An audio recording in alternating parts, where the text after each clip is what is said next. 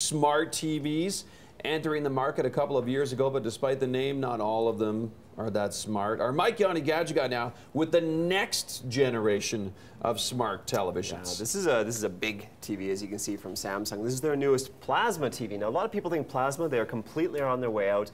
Not the case. There's still companies making them. Samsung is one of them. And I will say, hands down, this is one of the most beautiful plasma TVs on the market. The picture is absolutely perfect. Because plasmas are sometimes dim, right? They are, and that's what they've done different with this. Samsung actually has new technology now. It's called cell technology, and so it makes the screen that much brighter. In fact, if you're sitting in a dark room and this goes to a white screen, yes, it is blinding, which is unbelievable for a plasma. So really nice design, beautiful picture, which is what's important when it comes to a TV. But something else that's really cool, I want to take you around the back side. So we have to sneak in the back here, okay. And if I peel this back, you're actually going to see a slot back here. Okay. This is so you can upgrade your TV just like a computer. So you don't have to buy a brand new TV. Exactly, because every year they come out with new features, they have faster processors, so this you can actually upgrade just like a computer. So it's called an evolution kit, so for a couple $100 you can actually upgrade year to year. Keep the unit, but upgrade the, I guess, the inside, right? Exactly, which is pretty cool. We've never seen that before when it comes to televisions on the market. This is a quad-core processor. Now, usually you don't think of processors when you think of TVs,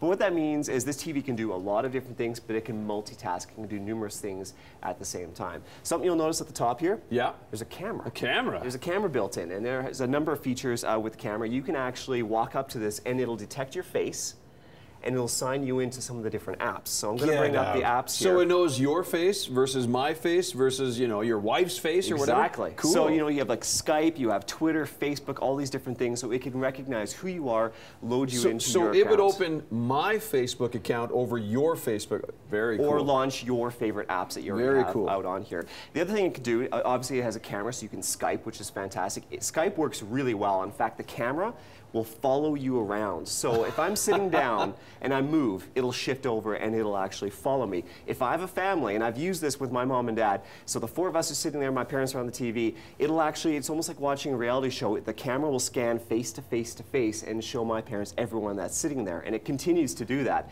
It's really impressive. That is very cool. Skype on this television is one of my favorite features. It works so well. Yeah, no longer do you have to like move the whole unit and angle like a laptop or something, right? Okay, exactly. Cool. And you can adjust the position of the camera as well.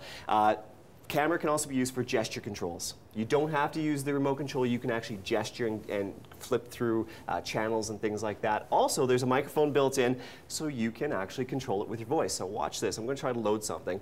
Hi, TV. Camera. Camera. Oh, it might not work now. See if I can load something else. 1 second here. I'm going to turn it off.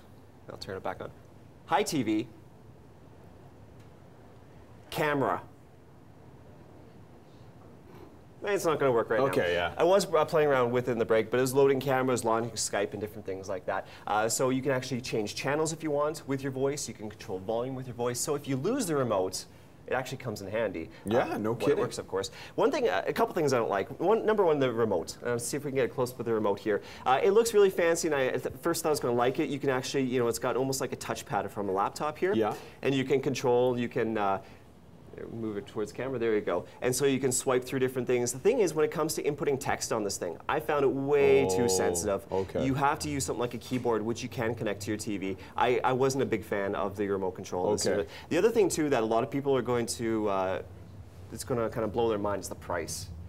Plasmas typically are the cheaper TV on the market. Yeah. This guy runs about $3,300. Wow. This is the 60-inch, so it's the bigger model. It's a big guy, yeah. You can get the cheaper ones, but I mean, it's really impressive. But $3,300 for a plasma, that's a really steep price tag. So if there's any downfall to the TV, I'd say I wasn't a big fan of the remote, and the price is a little bit too steep. Overall, though, the TV, it's beautiful. It really is one of the nicest plasmas on the market. From Samsung. Okay, this is going to be on your blog, right? It will be. BreakfastTelevision.ca. That's where you find Gadget Guy's blog. Check it out. Full information on the new Samsung Smart Television.